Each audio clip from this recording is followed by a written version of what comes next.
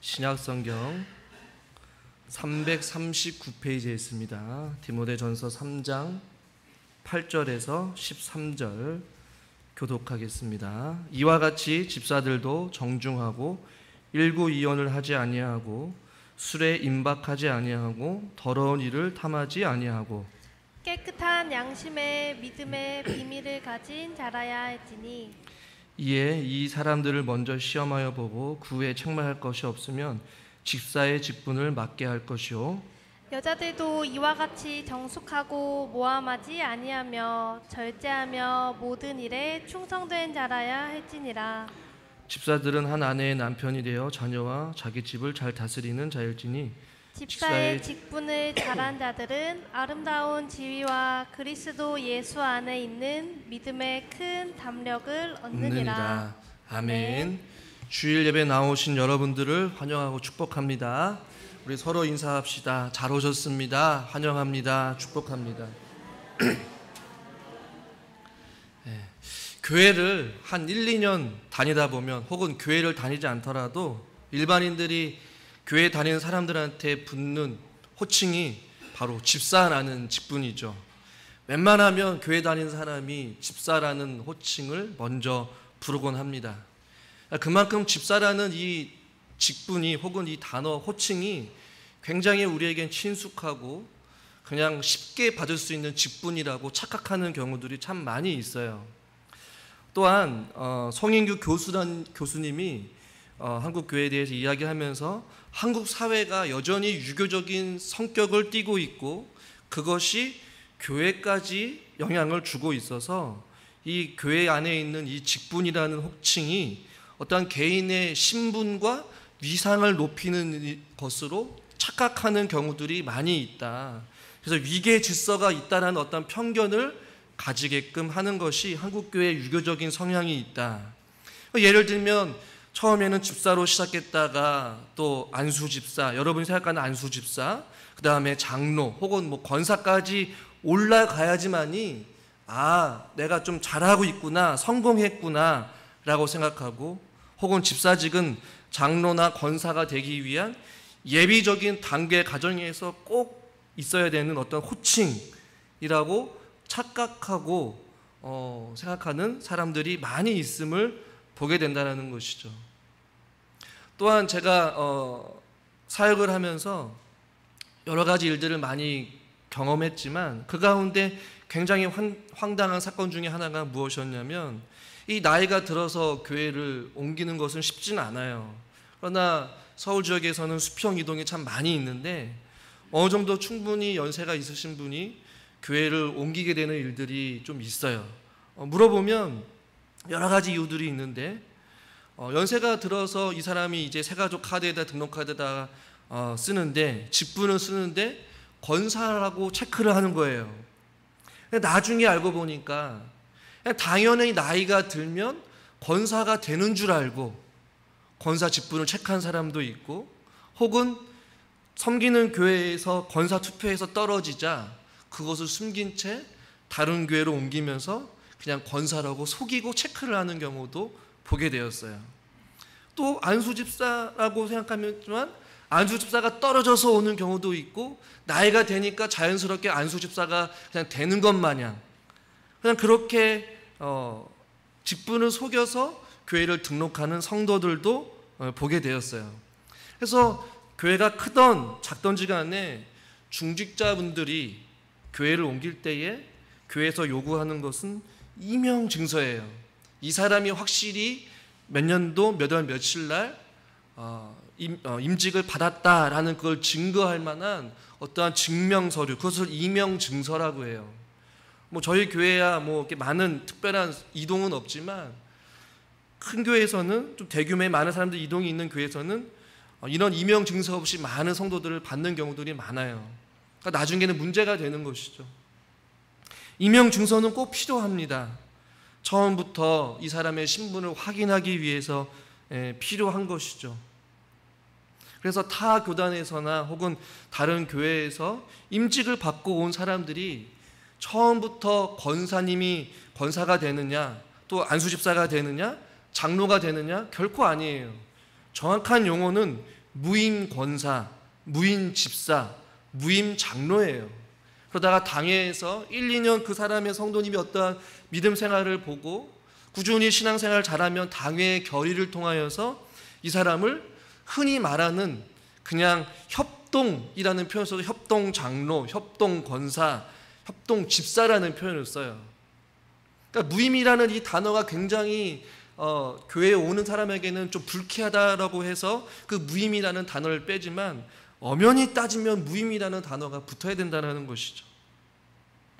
여러분이 생각하고 있는 오늘 우리가 읽은 본문에서 이 집사라는 호칭, 여기서 말하는 이 집사라는 것은 일반적인 서리 집사를 이야기하는 것이 아니라 안수받은 집사를 의미합니다. 그런데 우리가 그렇다면 목사님, 안수 집사와 서리 집사, 여러분이 생각하는 안수 집사와 서리 집사의 차이는 무엇입니까? 라고 질문을 하는 사람도 있어요.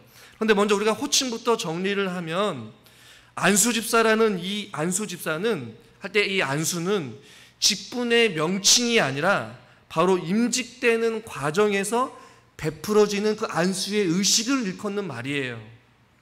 성경에서도 안수 집사라는 호칭의 근거는 찾아볼 수가 없다라는 것이에요. 목사가 그냥 임직할 때 그 안수를 받았다라고 해서 안수 목사라고 하지 않잖아요. 이와 마찬가지로 여러분이 익히 알고 있는 안수 집사의 이 안수라는 호칭은 그렇게 성경적이지는 않다라는 것이에요. 헌법에도 보면 그냥 집사라고 표현하거나 혹은 시무 집사라는 표현을 써요. 그리고 이 집사의 종류에는 휴직 집사가 있고 은퇴 집사가 있고 또 다른 교회에서 우리 교회로 왔을 때 안수를 받은 집사를 무임 집사라는 이런 호칭만 써요. 그러니까 안수 집사라는 표현은 없다라는 것이에요.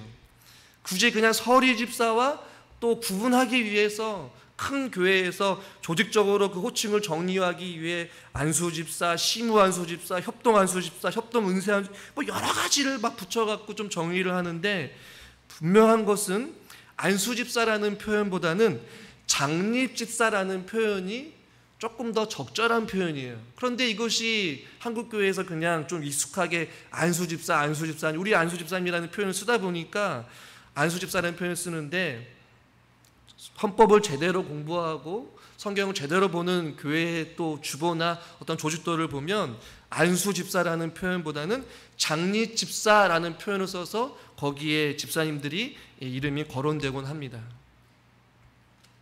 저도 교회에 처음 오자마자 우리 성도님들한테 이 표현을 좀 고치기 위하여서 안수 집사라는 표현을 안 쓸까 하다가 혼란스러울 것 같아서 제가 교회에 와서 임직을 할 때 안수 집사라는 표현을 썼어요. 물론 뭐 노예와 또 시찰의 지도를 받았지만 적절한 표현은 안수 집사라는 표현보다는 장립 집사라는 표현 혹은 그냥 집사라는 표현이 더 적절하다는 것이죠. 그 다음에 목사님, 서리 집사는 그건 무엇입니까? 이 설이라는 말은 임시적이며 이 보조직이라는 의미를 가지고 있어요. 헌법에 보면 이 서리 집사는 당회에서 선택해서 매년 임명해야 하는 임시직이에요. 그럼 목사님, 임시직이면 그냥 대충 해도 되지 않겠습니까? 또 그것은 아니에요. 서리 집사나 장립 집사나 섬기는 어떤 직무나 어떠한 권한은 그 어떤 하등의 차이도 없이 동일해요. 장립 집사의 부족한 부분을 같이 보완하여서 교회를 섬기는 직책으로서 당회에서 매년마다 임시직으로 서리 집사를 임명하는 것이죠. 그래서 서리 집사와 저희 교회는 장립 집사로 이렇게 구분되어집니다.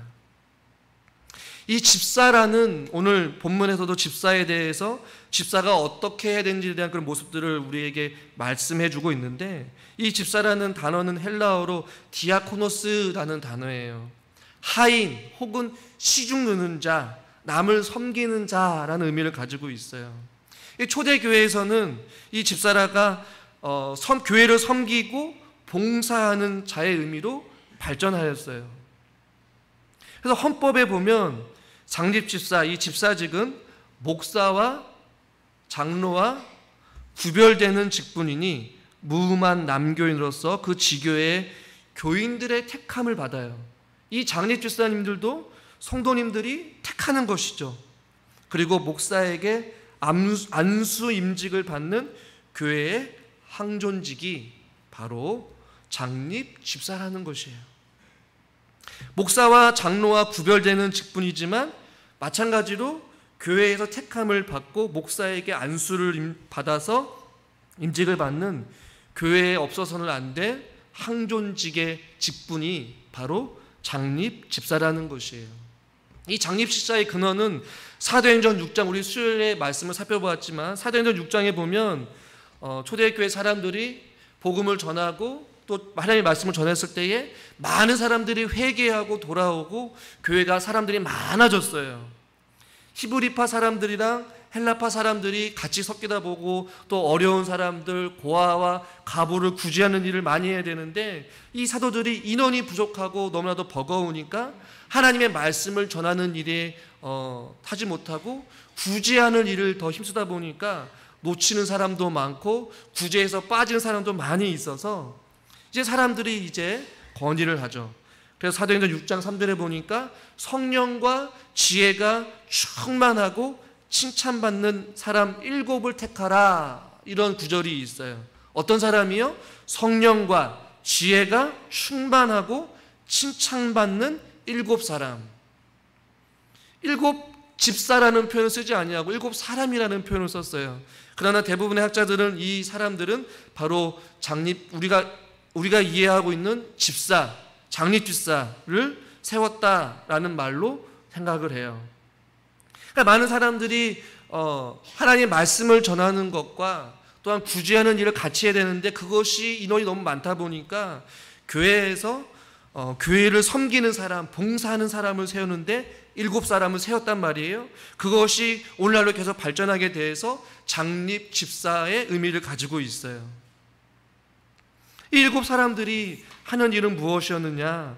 말 그대로 가난한 자들을 돌보는 것, 이것들이 집사들이 해야 될 일들이란 얘기예요. 사도행전 6장 1절에 보면 그래서 과부들을 매일매일 구제했다라는 표현을 쓰고 있고, 로마서 12장 8절에 보니까 이런 말씀이 있어요. 같이 한번 읽겠습니다. 혹 위로하는 자면 위로하는 일로, 구제하는 자는 성실함으로, 다스리는 자는 부지런함으로, 긍휼을 베푸는 자는 즐거움으로 할 것이니라. 그래서 이 집사님들이 해야 될 성경적인 가장 중요한 우선시해야 될 일들은 무엇이냐면 2가지를 좀 언급하였는데, 첫 번째는 구제하는 것, 그리고 긍휼을 베푸는 것이라고 말씀하고 있어요. 근데 구제를 하는데 성실함으로 해라. 그래서 성실함이라는 얘기는 부지런히 하라는 의미도 있지만 헬라어에는 조금 더 다른 의미를 가지고 있는데 너그러움과 이 후한 마음을 가지고 있어요. 그러니까 예수 그리스도를 대신해서 가난한 자들에게 자비의 사역을 베푸는데 넉넉하고 아낌없이 베푸는 후함을 가지고 구제하는 것, 그리고 2번째는 긍휼을 베푸는 것인데 이것은 병자들과 연약한 자들, 또 사회에서 소외된 자들을 돌보고 긍휼과 자비를 베푸는 어떤 행위들을 이야기하는 것이에요. 그래서 이 지난 시간에 장로님들이 해야 될 일들은 가르치는 것과 다스리는 것과 인도하는 사역이라면, 이 장례 집사님들이 해야 될 일은 무엇보다도 성경으로 돌아가서 먼저 구제하는 것과 긍휼을 베푸는 이 사역을 하는 것이 가장 먼저 우선시 돼야 된다는 것이에요.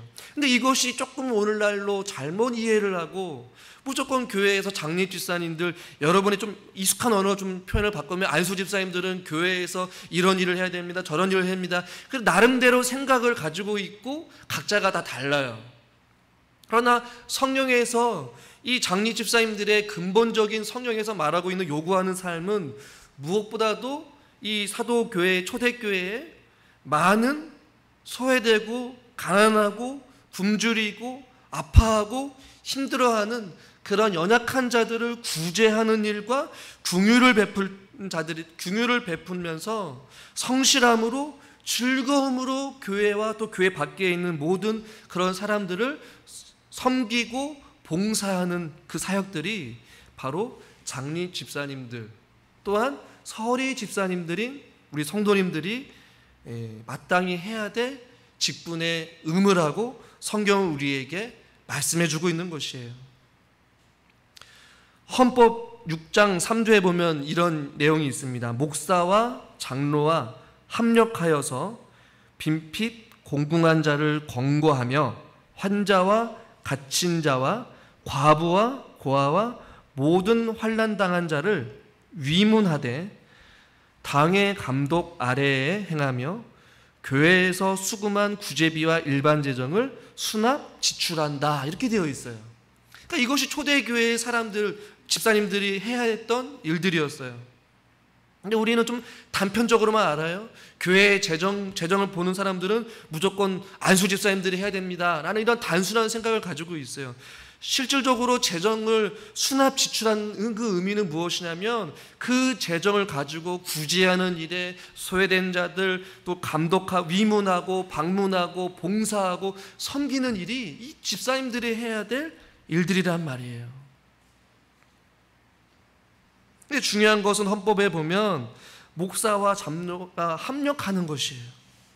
그러니까 교회는 목사와 또 장로님들과 우리 여기에 앉아있는 모든 우리 집사님들과 성도님들이 합력하여서 교회와 교회 밖에 있는 공궁하고 빈핍하고 환자와 갇힌 자, 과부와 고아와 환난당하는 모든 자들을 위문하는 것이에요. 격려하는 것이에요. 누구의 이름으로요? 예수 그리스도의 이름으로. 할렐루야. 구제와 일반 재정을 수납 지출하면서 그것들을 집행하고 그것들을 실행하는 일에 앞장서야 될 사람들이 바로 집사님들이 해야 될 일들이라는 것이에요.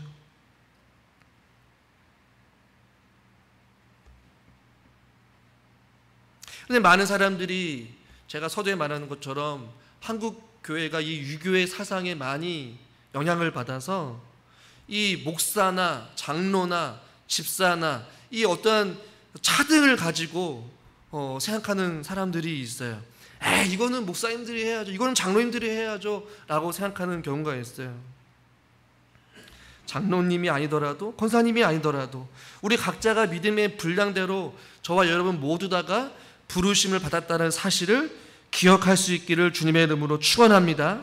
오늘 우리가 읽은 본문에서는 이 집사님들은 어때야 되는지, 집사들은 이라고 8절에 말씀하고 있어요. 뭐 정중하고 일구이연을 하지 아니하고 술에 임박하지 아니하고 더러운 일을 탐하지 아니하고 깨끗한 양심의 믿음의 비밀을 가진 자라야 할지니, 이 집사가 갖춰야 될 어떠한 모습인 것이죠. 10절에 이에 이 사람들을 먼저 시험하여 보고 그 후에 책망할 것이 없으면 집사의 직분을 맡게 할 것이요. 여기서 말하는 집사의 직분은 오늘날 우리가 생각하고 있는 일반적인 서리 집사도 포함되지만 더 중요한 것은 장립 집사님을 의미해요. 또 한편으로는 서리 집사님도 동일한 것이죠.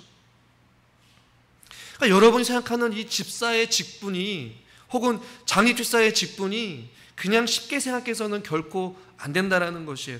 목사님 교회 열심히 다녔는데 그냥 집사 직분 주시죠, 그냥 명단에도 세워주시죠, 이렇게 생각하면 큰 오산이라는 것이에요. 이 사도시대의 초대교회 신학시대의 집사님들은 그냥 세우지 않았다라는 말이에요. 검증하고 삶에서 이런 모습들을 보고 나서 직분을 세웠다라고 성경은 말씀하고 있어요. 그런데 교회 안에서 많이 이 서리 집사를 임명할 때, 또 집사 장립을 할 때에도 이 목회자들이나 당회에서 고민하는 것이 무엇이냐면, 이 사람은 교회를 잘 나오지는 않은데 명단에서 빠지면 시험에 들 것 같으니까 명단을 뺄 수가 없는 경우들이 종종 생겨요. 물론 한편으로는 충분히 이해도 되고, 또 명단을 보고 또 그 사람의 책임감을 가지고 교회에 나오기 위한 하나의 방편으로 생각할 수도 있어요. 그러나 오늘 우리에게 이 집사의 직분이 얼마나 중요한지를 우리에게 도전해주고 있는 한 구절이 있습니다. 13절의 말씀이에요. 13절 말씀 같이 한번 읽겠습니다. 집사의 직분을 잘한 자들은 아름다운 지위와 그리스도 예수 안에 있는 믿음의 큰 담력을 얻느니라. 아멘. 집사의 직분을 잘한 자들은, 저와 여러분들이 우리 교회 우리 서리 집사님들이나 장립 집사님 모두 다가 지금껏 한결같이 성실하게 주님의 이름을 감당하셨는데, 우리 모두 다가 13절에 보니까 아름다운 지위를 얻게 될 것이다. 저는 이 표현이 참 너무나도 귀한 표현이라고 생각되어져요. 목사인 저도, 장로님들 뿐만 아니라 이 장례 집사님이나 서리 집사님 모두 다가 하나님 앞에 직분을 받은 사람들로서 아름다운 지위를 얻게 될 것이다. 어떻게 할 때요?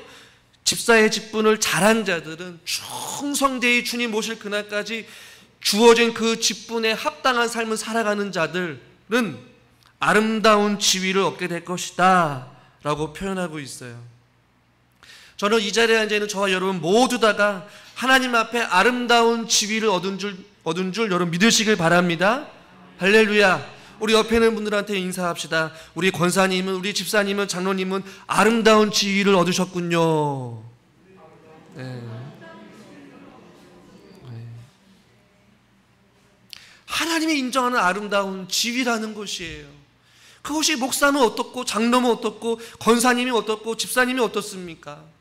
각자가 믿음의 분량대로 하나님께 주어진 믿음의 그 그릇대로 하나님께서 직분을 허락해 주셨고, 그 직분 앞에 합당하게 그 직분을 잘한 자들은 하나님 앞에 아름다운 지위를 얻는다라고 말씀하고 있어요. 이것은 집사님들에게만 해당되는 것이 아니라 하나님 앞에 직분을 맡은 모든 자들에게도 해당되는 구절 아니겠어요? 반대로 이야기를 하면 저희는 모두 다가 이 아름다운 지위를 가지고 있다면 그 아름다운 지위에 걸맞는 삶이 우리 가운데 있어야 될 줄 믿습니다. 그 지위를 남용하여서 그 지위에 권리만 찾는 것이 아니라 내가 목사인데, 내가 장로인데, 내가 권사인데, 내가 장립집사인데, 그런 어떠한 권리만 내세우는 것이 아니라 그 아름다운 지위를 하나님 앞에 부여받았다면 그 지위에 버금가는 삶의 모습과 삶의 충성과 삶의 헌신이 교회와 교회 밖에서 이루어져야 된다는 것이에요. 그런데 우리들은 그 지위만을 가지고 살아간다는 것이죠. 그 지위를 가지고 우리의 권리만 주장하는 것이 아니라 그 권리에 합당한 의무를, 권리에 합당한 그 직무를 잘 감당할 수 있는 저와 우리 사랑하는 모든 성도님들 될 수 있기를 주님의 이름으로 축원합니다. 목사님 저는 집사에 불과합니다. 이것은 정말 잘못된 표현이에요. 집사라는 직분을 교회에서 인정하고 또 당회에서 인정하고 또 성도님들이 인정해서 받은 귀한 직분 아니겠어요? 해마다 집사의 임명이 아무것도 아닌 것 같지만 그것은 우리 모두 다가 하나님 앞에서 약속을 받고 하나님 앞에 직분을 받고 임시적으로서 주님께서 해야 될 그 일들을 우리에게 대신 맡겨주시고 우리에게 맡겨진 귀한 양들을 우리가 소중하게 다루고 우리에게 주어진 시간과 우리에게 허락하신 물질과 우리에게 허락하신 건강을 가지고 각자가 주어진 자리에서 최선을 다하여서 그 직분에 합당한 아름다운 지위를 가지고 우리가 주님 앞에 헌신하고 충성하는 것, 그것이 직분자로서의 아름다운 모습 아니겠습니까?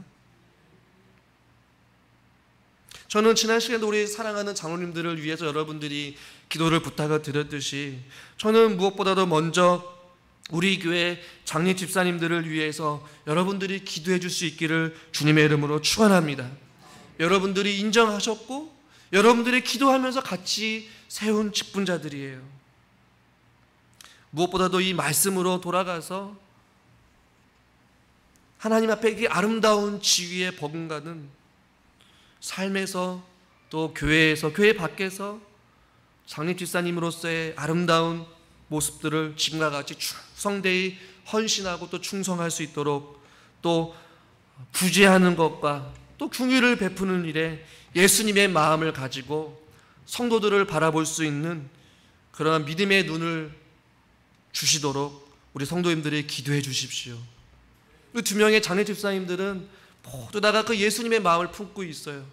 무엇보다도 보이지 않는 곳에서 교회의 구석구석을 살피면서 또 성도님들의 또 그 모습들을 보면서 고민하고 또 기도하면서 또 어떻게든지 섬기려고 몸부림치고 계셔요. 두 분이 장례 집사님들이 지금과 같이 주님 앞에 이렇게 헌신하고 충성할 수 있도록 위해 또한 기도해 주시고, 더 나아가 우리 교회에 있는 우리 모든 서리 집사님들도 매년마다 우리가 하나님 앞에 임명을 받지만 주님 앞에 집사로서의 직분을 잘 감당하며 그 집사의 직분에 부끄럽지 아니하는 그러한 삶을 살아갈 수 있도록 위해서 같이 우리가 기도할 수 있기를 주님의 이름으로 축원합니다. 또한 13절에 보니까 아름다운 지위를 얻을 뿐만 아니라 그리스도 예수 안에 있는 믿음의 큰 담력을 얻으니라. 이 큰 담력이라고 했지만 큰 확신을 얻는다라고 말씀하고 있어요. 어떤 확신일까요? 그리스도 예수 안에 있는 믿음의 확신. 무엇입니까? 집사로서의 직분을 감당했더니 그 예수 그리스도 안에 있는 믿음이 커진 것이에요. 교회에서 또 교회 밖에서 구제하는 일과 긍휼을 베푸는 것, 또 교회의 재정을 가지고 또 어려운 이웃을 돕고 섬기고 봉사하고 환난 당하는 자, 고통당하는 자 찾아가고 위문하고 방문하고 내 시간과 내 물질과 내 마음과 내 뜻을 다하여서 성도들을 섬기고 몸된 교회를 섬겼더니 그 예수 그리스도 안에 믿음 안에서 확신이 생기는 것이에요. 무엇이요? 아하!